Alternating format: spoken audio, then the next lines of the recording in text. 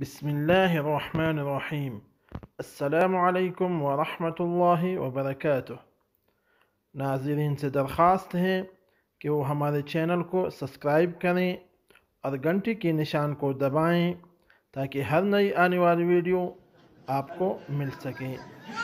हमने अक्सर ये सुना है कि इस्लाम दीन फितरत है, लेकिन क्या हमें इस बात की समझ भी है? क्या हम इस मक़ूले को समझते हैं कि इस्लाम दीन फितरत का क्या मतलब है?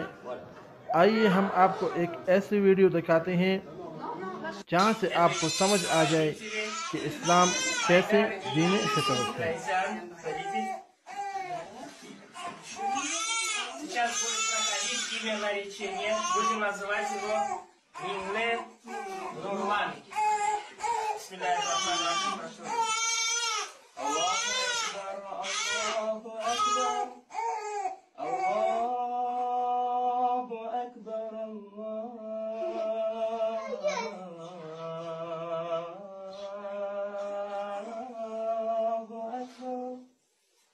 أشهد أن لا إله إلا الله.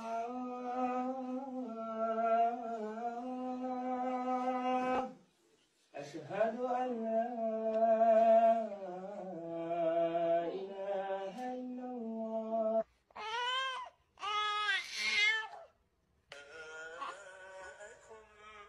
وفي ذلكم بلاء من ربكم عظيم.